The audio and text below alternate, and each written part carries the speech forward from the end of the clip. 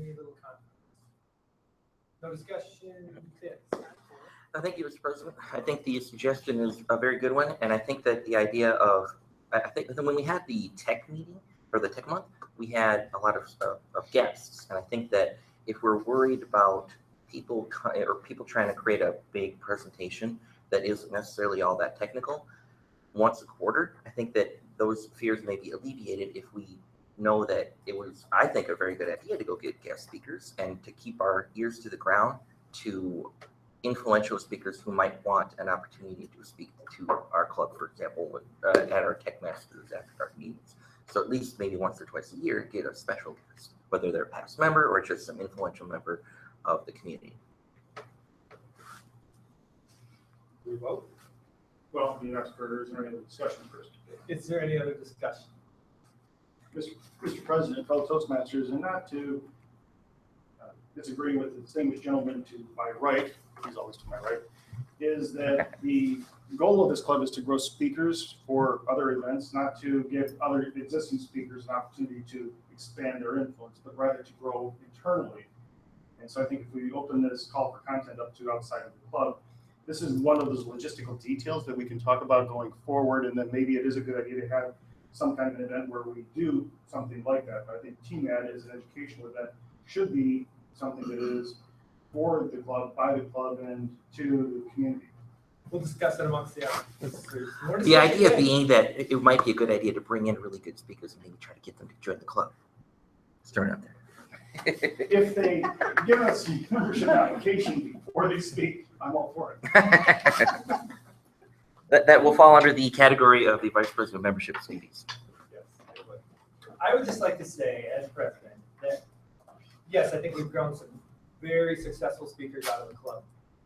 However, I don't want that to be our only focus. If you want to be a successful speaker, Toastmasters is definitely the spot for you. But if you also want to be better at communicating with your boss, your wife, your husband, your significant other, your kids, we just help you learn how to communicate. We help you learn how to listen. We help you learn how to speak. Those are the things. Let's just not concentrate on we grow speakers, but we do that. Would you agree with that, Mike? No. Of course not. All right, I'm going to close this, and we'll discuss this amongst the office. Can we call it, so it's not going to be what you're going to table it? We're going to table it, discuss it amongst the office. Okay. I think it's a good idea. But I think we're in agreement. We're just disagreeing about details. That's all. Right. So we can. Mr. President, I would like to amend my motion, and I move that we schedule the first TMAD event with whatever it looks like for October 12th, 2016, at 5 o'clock in this location. Sure. 5:30. Anybody second that motion? Second. 80 seconds? Okay. So that motion has been approved. Seconded. Seconded? Now it needs to be voted on.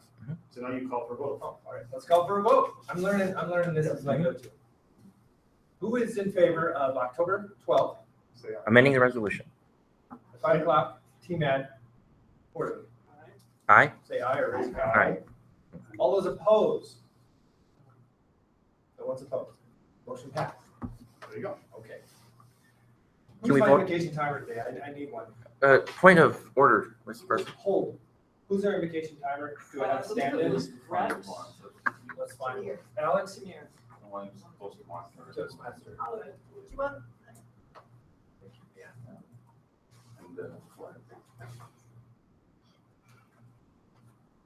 All right, where are we at? So Yes. I think we still have a resolution on the floor. Can we vote on that to actually, because we voted on an amendment to the original motion. Can we vote on the motion now? We can. I appreciate your guidance. He's calling the question, so you say Yeah, all in calling favor, say question. aye, all opposed, same sign, and then Yep. you decide who won. And what exactly are we voting on? We voted before we voted to amend the I motion. made an initial motion, which Yep. was very detailed, had lots of stuff. We then amended the motion to simplify it. That amendment carried, so now we're back to the original motion. Now you need to vote on that original, Yep. or the motion as amended. Okay, And I can reread it for you if you'd like. In summary. In summary, the motion on the floor to vote on is to hold the first TechMasters After Dark quarterly event on Wednesday, October 12th. All those in favor of voting on Mike's summary there, please raise your hand or say aye. Aye. All those opposed? I'm opposed to voting on it. No, you don't. Okay. All right, motion passed. Good to go on business. Moving on. Are there any other motions? I hope not. Wait till do Give it. me a slide, click. Of course. Okay, president's announcements, .NET user group. I added this today. Jeff approached me and said, hey, I'm looking for speakers. I know that your group grows speakers. I would like to see if we could get some people to participate. So if you're Jeff interested, contacted us? contact me. That's amazing. Here's one. So if you're interested in speaking at the .NET user group, either reach out to them directly or you can talk to me and I'll get you in touch with Jeff. IoT Fuse meetup, third Thursday of each month. We had that speaker help me out with his name. Very good speaker. He'll be at MDC. Who's the IoT speaker? Justin Grant. He was here at TechMasters. He was. Next slide. If you please. Our tracker. Has anybody? I updated mine. I gave a couple of speeches at some of the clubs where I am the area director. So Okay. I knocked out quite a bit. Anyone else complete a manual speech where we can update the board? Manual speech is very important. If you're doing a speech, it should be coming from the manual. Leadership people, there's a leadership manual that we need to take into consideration. So if you're on the leadership committee, Well, everybody. please make a note of doing speeches out of that manual. All right, moving on. Toastmaster. My introduction for today's Toastmaster. I've known Alex for a very, very long time. He's been a very active member of the group and personally welcomed me when I first started at Toastmasters. So please help me in welcoming today's Toastmaster, Alex Karamushko. Thank you. Morning, everybody. Good morning. I'm coming after kind of a long break and will be a little bit rusty because as you can see what we are doing here. We're learning as we go, and depending on audience, yes, how much it gives hard time. And we do have 2 or 3 members who give hard time people here. So I see how Will is growing into role of TechMasters president. So as you can see, there are many opportunities from impromptu speaking to prepared speaking to be able to lead a meeting. And this is exceptionally helpful because this is training environment. But when you go and doing it at work, your non-profit organization, involvement, so much passion. And if something goes wrong, you got emotional and try to steer it back. And this is exactly where good place when you're a Toastmaster or president, you can practice it, try to put it on track, practice it again and again until you get it. So today we have a theme, and theme for our meeting is demagoguery. And this may not correspond to all speeches, but I would like to remind you in this busy life that this is an election year. And if you rise above your business, there are sometimes very important life decisions. It may be not visible decisions, but more like state of your mind. And when you work on them, when you live through it, you do not see historical changes. But as a group, I would say, of very much educated people, I just ask you this year to do educated decision. Have in your mind understanding what's going on, how you impacted. And I would also like to remind you that nothing is for granted, nothing is status quo. And if you look into history, events changing, whole culture changing. It may not visible, but even Titanic was not sinkable until set of wrong decision make it sunk. And actually people on board do not have input into it seemingly, but as a result, some of them perished. So it's very important when you are on unthinkable Titanic try to understand how you can participate to really make it unthinkable. Really, not just being passive watcher, but as much as you can do. Because there are countries where people can participate in it, and there are countries when you really cannot participate. So don't make this country into former where you cannot participate by abstaining first. Okay? So today we're going back to our regular schedule, and I would like first to introduce a court jester who turned my serious theme of a meeting and maybe some more levity and joke. So today, court jester is not present, so that's why those TechMasters have a hot seat. Hot seat role is to replace in the last moment anybody who is missing. That's why hot seat has to be always very much prepared. So today hot seat is Will, and he is a court jester of the moment. Please, Will. Thank you, Alex. My joke today, I took a screenshot here. I'll read it. A Hispanic magician tells his audience, I will disappear on the count of 3. He counts down, 1, 2, and then he disappears without a trace.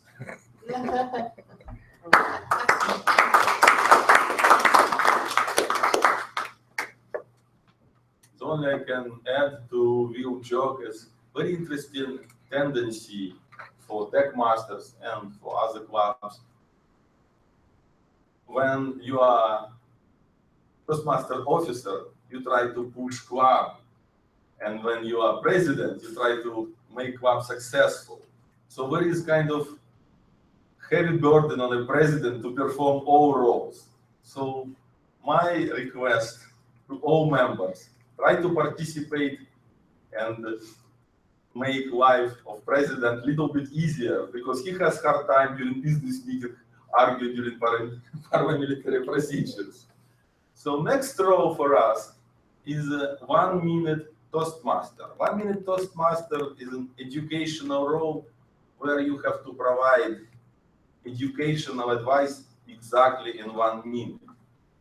And we do have Brad Esterbrooks, who is missing today for 1-minute Toastmaster. Does anybody have a 1-minute Toastmaster? And Michael Berkovich is going to be a 1-minute Toastmaster today. Please. Mr.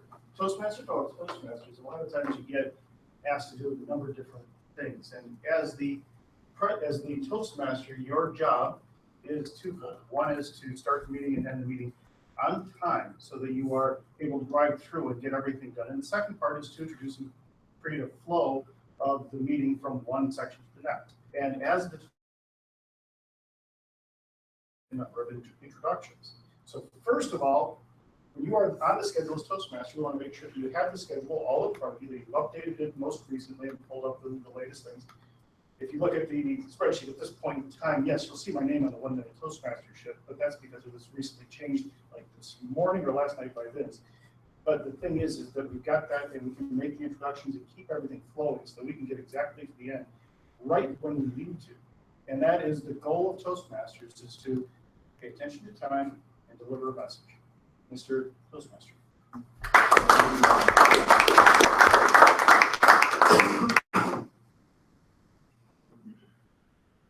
Our next role is grammarian, and today grammarian is Gwen. Gwen, please introduce yourself, your role. Good morning, everyone. My role as grammarian today is to provide you with the word of the day. So I challenge you all to use this word of the day as you are speaking. Also, as you are speaking, I'll be keeping track of odds and ums and filler words, as well as and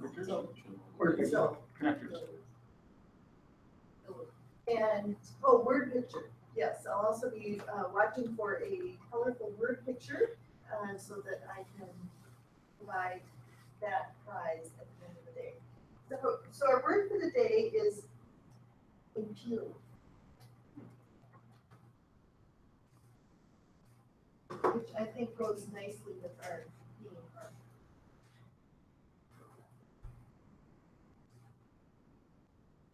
Demagogue.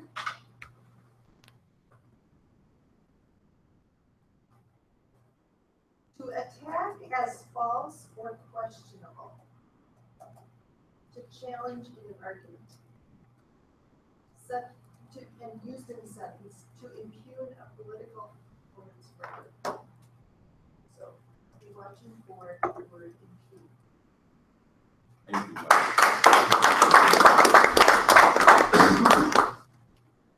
And next is a timer role. Today we have a substitute timer, Leanne. Please introduce your role. Thank you, Mr. TechMasters. So today my role is to make sure everybody is on time. I will provide warning signals. So for example, in the table topics, the goal is to be between 1 and 2 minutes. So I will give you a warning when you're at 1 minute, and that's the green. If you're 30 seconds to time, then you get the yellow, and then if you're over time, you get the red. And then in terms of our speakers, it's usually 5 to 7 minutes, so same warnings apply. And with our evaluators, 2 to 3 minutes, so same warnings also. And give us over again. Thank you.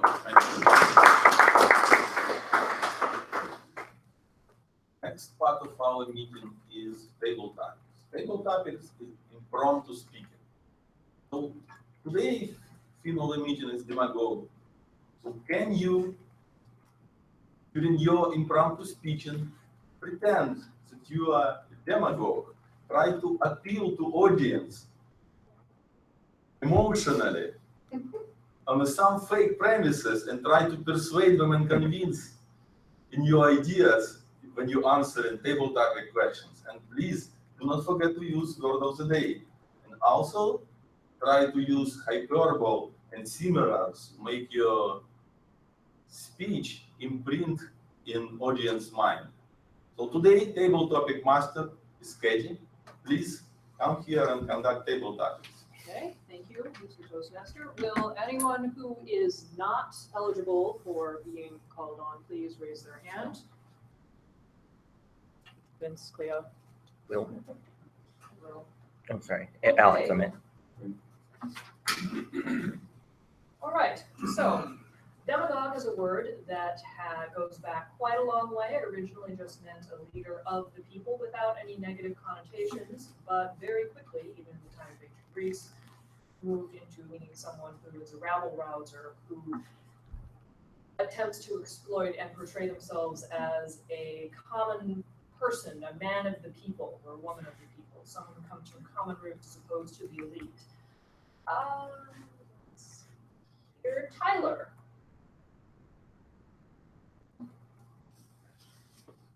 Good morning. Good morning. Madam Tabletop. Yes. Have you ever attempted to appear from a different demographic or a different social class in order to achieve some sort of goal? Thank you, Madam Tabletop Master. I don't believe that I ever have attempted to conceal these things about myself.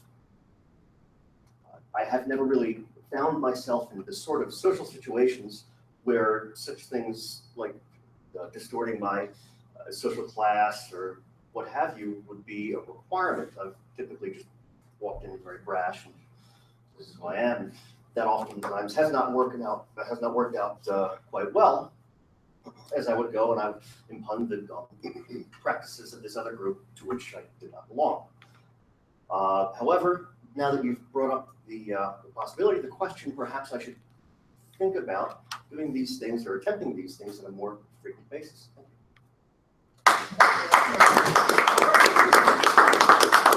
Okay. Let's see here. So one characteristic of the demagogue is that they will use personal insults, ridicule, and ad hominem attacks to impugn their opponents. Leanne, what is the most creative or amusing insult you've ever heard? Thank you, Madam Tabletop Master. So can you repeat the question? Yeah, sure. So one characteristic of the demagogue is that they tend to insult their opponents and make ad hominem attacks. What is the most creative, amusing, or memorable? Sorry. Want to make something? What is the most creative, amusing, or memorable insult you have ever heard? So now table topics masters, so the most amusing, Creative or memorable, colorful.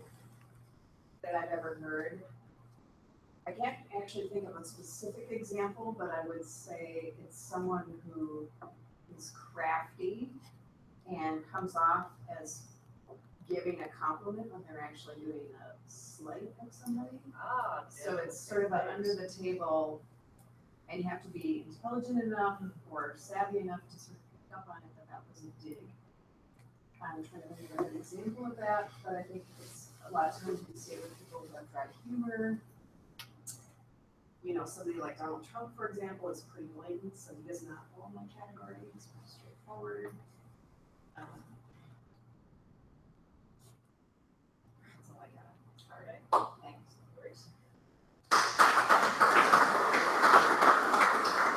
Okay. Another thing that another tactic of the demagogue is to manipulate the common anxieties and fear of the people to appeal to them through emotion, primarily negative. Tony, how do you manage anxiety and fear in your own life? Madam Topic Master, fellow Toastmasters, honored guests. Question is, how do I manage anxiety and fear in my own life? Yes. I think I'm going to hijack this conversation and turn in another direction by first starting with the last question. I always like the British humor, and your village must really be missing its idiot. Being one of those insults that has always seemed memorable to me. In this time, in this election season, we are entering a period where both parties seem to have abandoned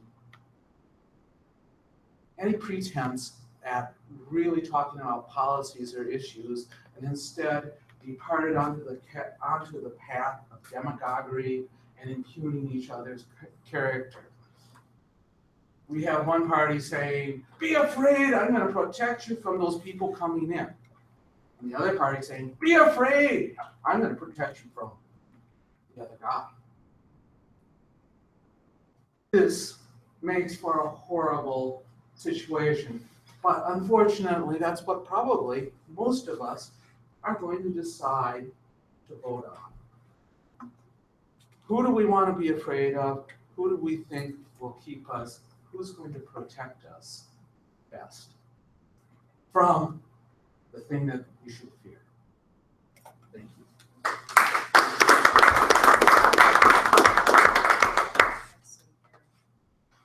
Leah. Oh, you're speaking. Never mind. That's right. Alex. So the concept of a demagogue is very closely linked to the concept of a cult of personality or a toxic leader. And these can arise anywhere, not just in politics, but also in workplaces. Have you, what sort of company policies do you think might inhibit such a leader from arising and gaining power within an organization? Thank you, Madam Table Topic Master. This is very serious question, and I do not have in mind any specific HR policy, and I cannot build now anything. So I would say there is something general has to be where there is feedback from employees to HR to their managers have to be unobstructed, where people can communicate how do they feel when they participate in meetings, have individual discussions. Does anybody impugn when they are expressing their ideas or trying to facilitate something? And it's interesting how sometimes pure technical arguments in technological companies can go into subversive, how is Tony said, it was English humor when some similarly technical topic trying to be swayed away with very subtle or sometimes direct ad hominem attacks, and how to withstand it, and how to be able to convey your idea clearly. And that's why you can practice it here at TechMasters, and we address it, and sometimes play devil's advocate. And this way, and improve yourself and make it ready. Thank you. Thank you. And now I move on to our next section.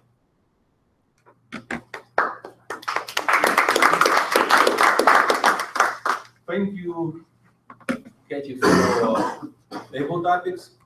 On a side note, as a Toastmaster, let's have good transition of this lecture from one speaker to another, from one role to another, to handshake or clear transition for future. Now we go in on a, let's do 3 minutes break, 3 minutes, not 5, because we are behind our time. So I would like to ask timer again, can you watch? And I would like to ask to come here, speakers and evaluators and general evaluator, to organize our second part of the meeting, prepared speeches.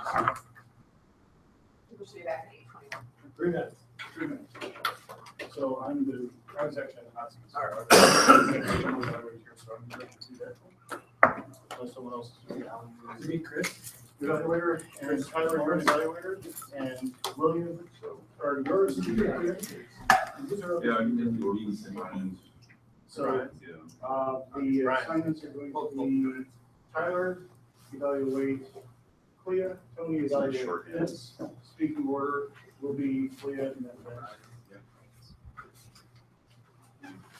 So, Tyler's doing good. I haven't already my manual, so I was together. So just see how it's. You missed that or your speech later. Okay, how to build a better LinkedIn profile.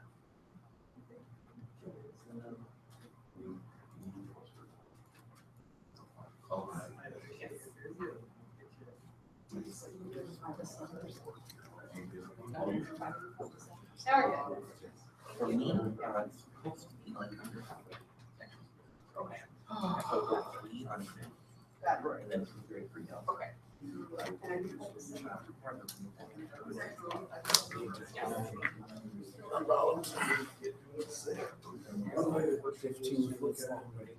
Intent, content, intent.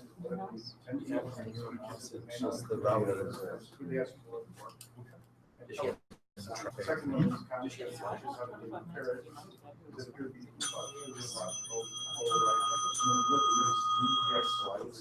Yes, it's on that. That's the bell. That's the bell. Intent, content. Yeah. That's one spread. Well, I'll try it out right now. Right, as timer or auto or dinger, do I ding the people on? Not whether you're doing the speeches, the prepared speeches, you don't actually ring the bell. Okay. But everything else, The evaluators do, okay. everyone else is fair game.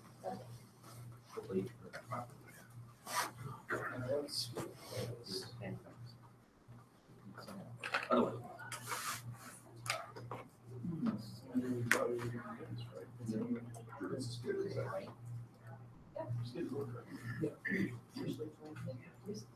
give you the, on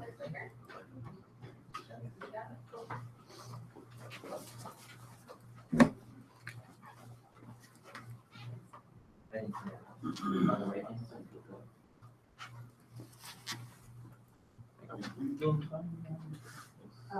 Yes, we are. And we have everybody back from break. Yeah. Welcome everybody to second part of prepared speeches. Today we have 2 speakers, and our theme of the meeting do not directly correspond to some of our title of our speeches, but that's why in real life you're doing one thing and you have to be distracted with something else.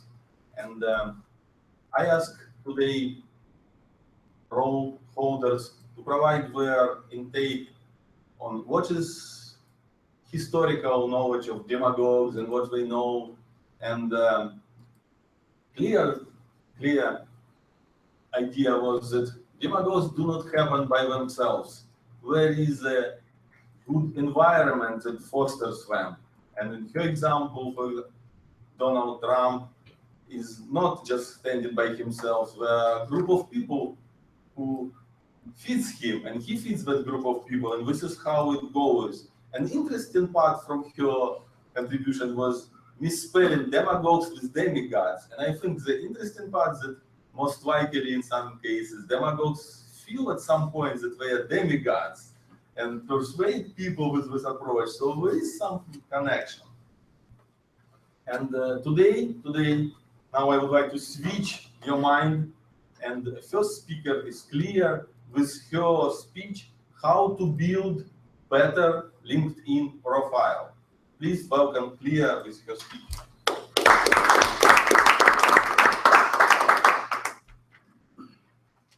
Morning, everyone. I thought I would speak on how to build a successful LinkedIn profile because no matter what you do, this is how you have started to network. We no longer are only networking face-to-face. We network with former colleagues through social media, whether it's Twitter or Facebook or LinkedIn. So I wanted to speak to you about some things that I've learned being a heavy LinkedIn user and ways that you can apply it to your everyday life. Yes, okay. So LinkedIn, sometime in early 2007, and since then has multiplied. It's pervasive. In fact, I don't really know anyone who doesn't use it, whether you're active or you just have it as a standard profile, it's out there. It's designed for professional networking. Over the last few months, you've probably seen some controversy where there's more social media posts, maybe politically aimed or targeting something that people shouldn't be putting on a professional networking site. But that's the main goal, to network with former colleagues. There's no other site out there that lets you know so much about one person from their professional perspective as LinkedIn. And over 80% of people are on it. Anyone who's a professional, over 80% are on that. 77% of users said LinkedIn has helped them research people or jobs for their next career path. So it's a really powerful tool if you know how to use it and present yourself in the way you like. So the first thing when building a LinkedIn profile is who is your audience and what are you trying to achieve? So many of you are consultants here. If you are actively in the consulting market, you want to present yourself in a way that is going to attract either recruiters or other people who have the power to hire you. So that's things like keywords or talking about your projects or whatever you want them to see who you are. If you are in a sales position, don't talk about your quotas and how great you are and you make President's Club. You want to talk about what you can give to your audience. So who is your target audience and what do you want them to see?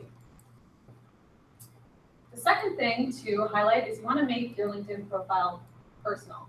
The number one thing is having a picture. So think about when you are house hunting and there is no picture of the house. Immediately you think something's wrong with this picture of the house.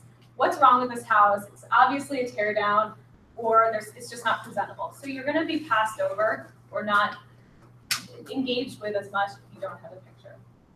The second thing you want to do is tell a story. Both tell a story of who you are, what are your hobbies, what makes you special to someone outside of your general profile. And then another thing is to start engaging with the community. Depending on where you want to go, you want to engage with different groups, repost articles that you think are relevant. For myself, I'm working in security sales. I'm posting things that target what my clients need all the time. And that way you're keeping yourself top of mind and you're also keeping your clients aware that you're engaged with what's happening. Another thing is having a personal link. I think this is something that's overlooked, but you are able to personalize your URL. So you can say, mine says LinkedIn/Clea Levinson. You can say LinkedIn/ a nickname, your Twitter handle, whatever you want it to say. This is an easy way for people to share your information rather than having some bunch of numbers and some unnatural jargon. And then the third or fourth thing is to have optimize your searchability.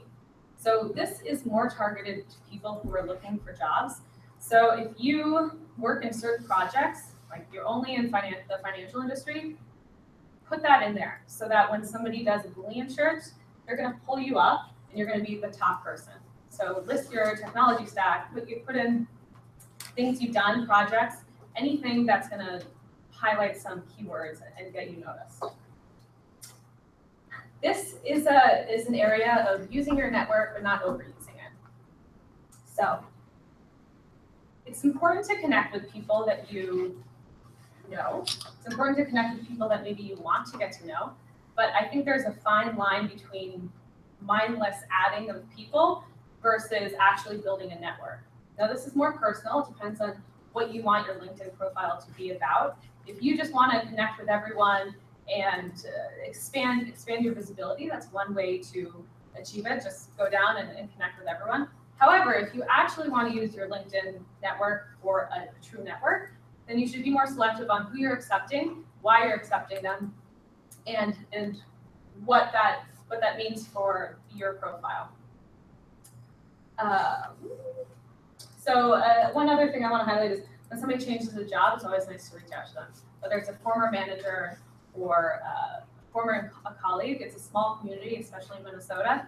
And if people remember you, maybe they'll one day hire you or they'll engage you for a project. With these tips, I think you can be a LinkedIn superstar. It's all about who you want to be as a member, who you want to present to, and how you can engage with them. Thank you.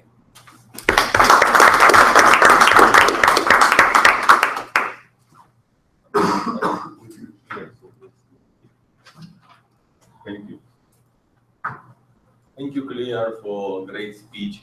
This is what makes me sometimes thinking that if I'm taking break from Toastmasters, I'm missing so much.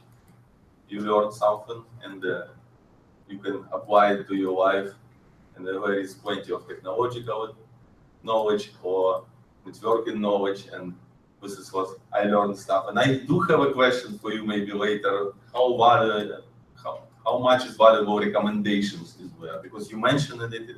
It's a question which bugs me for last couple of years.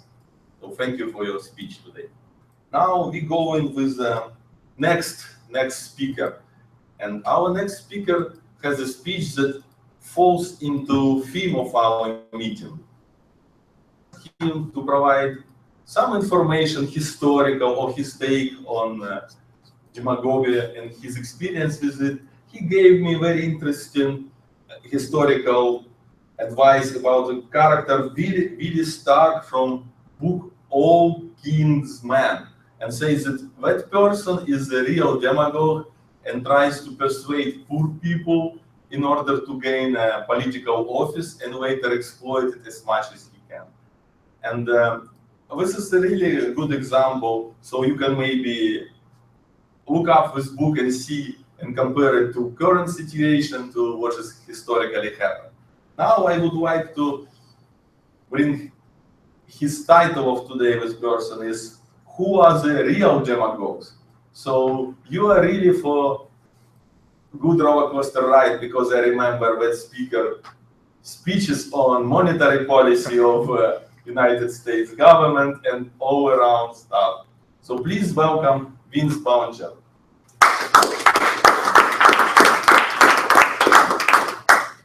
Thank you, Alan.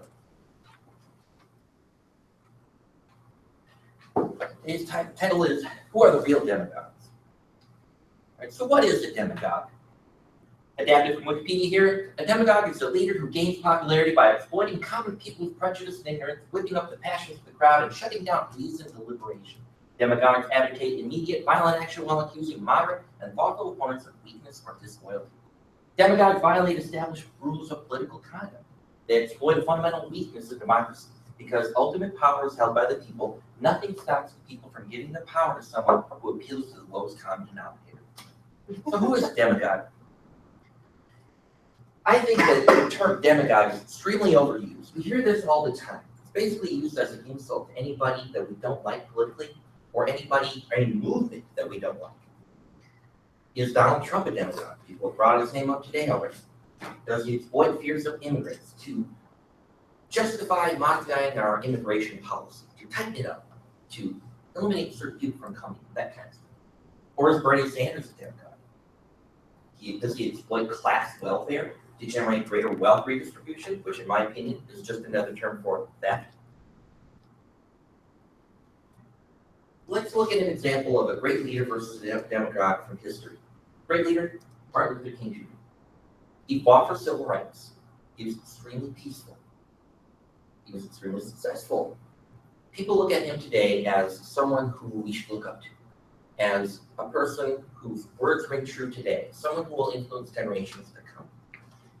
Now let's look at why I would say it's a demagogue. Malcolm X.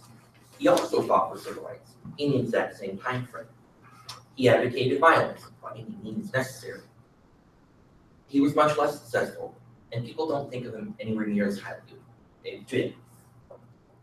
So what I wanted to do is discuss demagogues from the perspective of a very current political topic, something kind of a big deal right now, kind of touchy, and maybe you don't want to talk about something so controversial at 8:30 in the morning.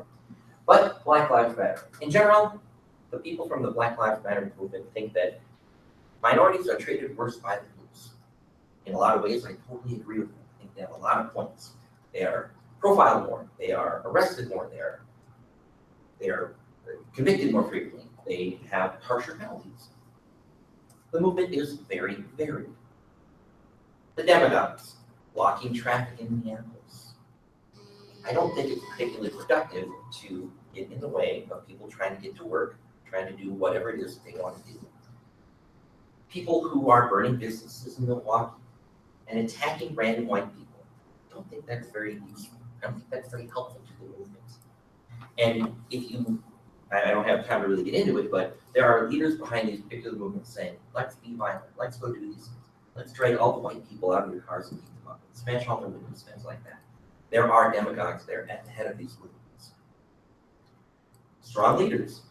There was a Black Lives Matter protest in Dallas, and there was a counter protest across the street who were trying to stand up for the police officers. They weren't racist people by any stretch of the imagination, and they were preaching love.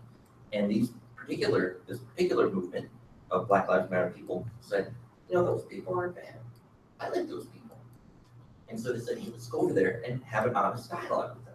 So they did. And they literally went with this huge line of people, and they all hugged it out, and it was great. I didn't really hear too much of that. I'd like to see a little bit more. So who are the real demagogues in this particular issue? I would say people who keep us separate are the real demagogues here. If you think that there's any kind of importance behind a skin color difference, I think you're part of the problem. To me, I think that skin color is equivalent to gender. People who aren't productive and constructive, people who want to do violent things, and those that keep oppressed people on the plantation. I think that's a strong point to make. Wish I had a few more minutes to discuss it, but if you try to say, you're different, stay different, you're keeping people on the plantation. And with that, I'll turn it over to our Toastmaster. It was very insightful speech, and I can say in my perspective in several years, been significantly improved his ability to be on topic and do not make speech of 1 hour length. And that's why audience gets idea, not get tired, and get entertained and engaged. So kudos to him. Thank you. Now, we are going into evaluation part of our meeting, where we conduct evaluations, awards, and today, general evaluator who is going to guide us through evaluation part is Mike Benkovich. Please welcome Mike. Thank you, Alex. And with the speeches fresh in our mind, we're going to go ahead and do a quick vote for the better speaker. And if you'll please bow your heads, and you remember that Clea gave us a presentation about your LinkedIn profile, and Vince did one on who are the real demagogues. If Vince would please bow his head, Jacobus, bow your head. We're going to go ahead and vote. All those who felt that Clea did a better job, please raise your hand. All right, and all those who felt that Vince did a better job, please raise your hand.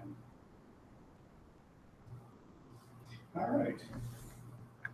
And now we'll move into the evaluation portion of the meeting. And this is the very important part because we get a chance to get some feedback on how we did. And so to evaluate Clea, we have a new evaluator. We have Tyler. Please give us your thoughts on how Clea did. Thank you. Clea, let me try to get my bearings in providing the self-evaluation because this is not something I have ever done before. That said,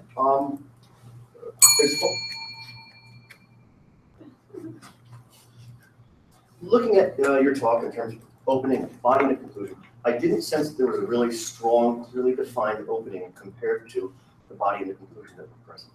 Maybe that's me because I'm good at this, but nothing jumped right out at me and said, hey, this is the intro. The body seemed to be fairly well defined. There was the fuzzy border there, but once you were into the body, it was clear that you were into it. The conclusion was very good. I will say about your delivery, I didn't see you moving around at all. I think your feet probably stayed planted in the same spot the entire time. You did, you weren't completely devoid of any, emotion or any kind of enthusiasm. You could have been a bit more excited about your topic. As far as the content, I am probably not the best person to judge that, as I'm not a LinkedIn expert by any stretch of the imagination. One thing I also noticed in the body, some of the figures that you had, you didn't explain. There was one figure I remember you had, it was an 80 and 80% of pie chart, and then there was a 19%, something like that. And there was another figure over this way. And you didn't really seem to provide any kind of information about what these figures were.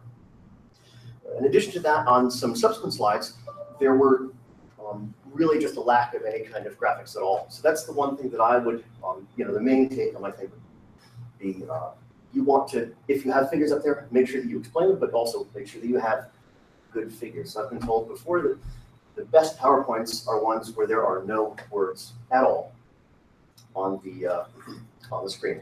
Just figures, just images, and you stand up and explain them. I will say that my favorite part was the end where you had the LinkedIn Superman kind of mesh up there. So, but on the whole, I think it was good. And I look forward to evaluating the next speech. Thank you, Tyler. And to evaluate Vince, it is Tony.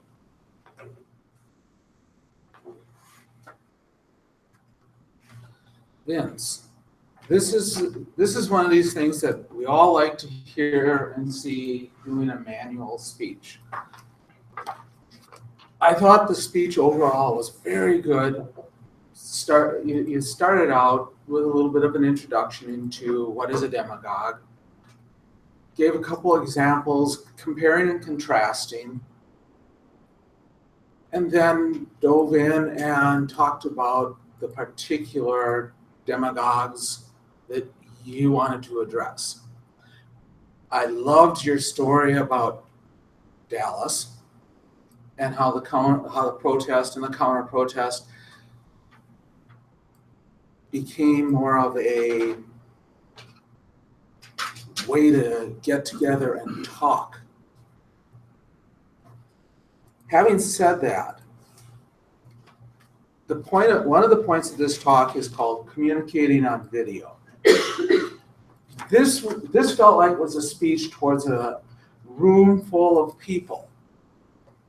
Part of the speech says, you're talking to a camera. First point here says, speak while seated at a desk or table. Because this is a video editorial. What you'd be doing if you were appearing on TV, giving your presentation.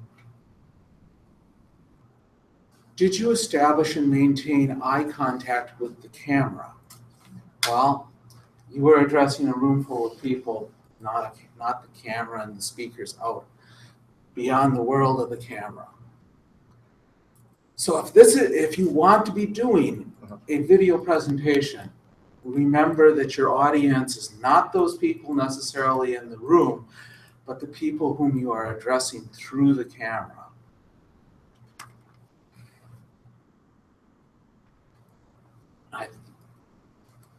I'm not completely sure what point. This is an editorial, and so generally in an editorial, people are making a point. This is what I want to say, and this is what's important, and this is what I would like to persuade you of. What were you trying to persuade us? What was the point of the persuasion? I missed it. Other than possibly, some of these people are demagogues, and this might be a little bit better if we approached it this way. Overall, I think it was a great informative speech. I like what you had to say. For when you're doing a video speech, a video editorial, just make sure you're addressing the camera and the people behind the camera. And make sure that your point and intent is clear. Thank you. All right, and at this point now we'll take a vote for the better evaluator. And the evaluators were Tyler and Tony. And all those who felt that Tyler did a better job, please raise your hand. All right, and all those who felt that Tony did a better job, please raise your hand. All right, thank you. And now we'll move into the different reports, because this is where we can get feedback on how we did. And first up is going to be our grammarian. Gwen, could you give us a report? And for chance, you may have had a recommendation for a word picture. I do. Well, I was very impressed this morning with the minimal use of filler words by this group. I counted very few filler words during table topics. I heard Tyler say one, Leanne one, and actually those are the only ones during table topics. During the speeches, Clea, I noticed that you said so once as a transition from one slide to the other. That was the only one. And Vince, I did not pick up any filler words, so we have just a very smooth talking crowd this morning. I heard the word picture of the day impugned by two people, Katie and Alex, thank you. And the word picture today goes to Alex for his colorful introduction of Vince this morning.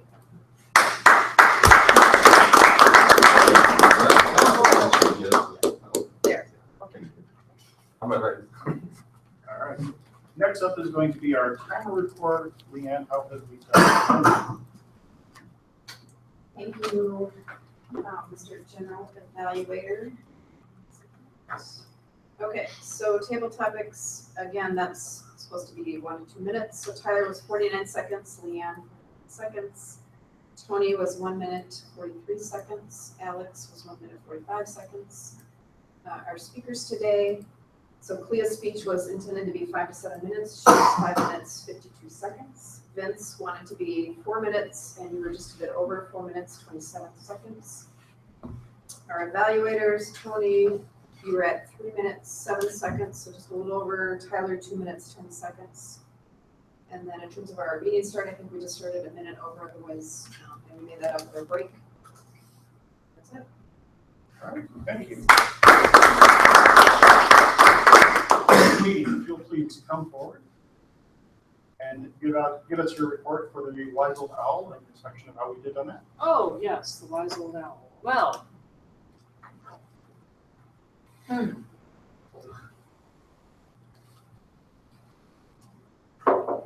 We gave the best answer. Who gave the best answer? Goodness. Well, were I to succumb to the tactics of the demagogue, I might choose Tony for British comedy because I love British comedy, and that would be an instinctive sort of reaction of yay. However, I think this has to go to Alex for his very thoughtful answer about to prevent this.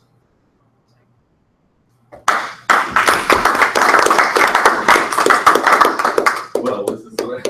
Okay, thank you. And next we have the Best Evaluator and Speaker Awards, and I believe, is this the evaluation award? I think it is. So assuming that it is, we're going to go ahead and we're going to have a drum roll, please, for the Best Evaluator today.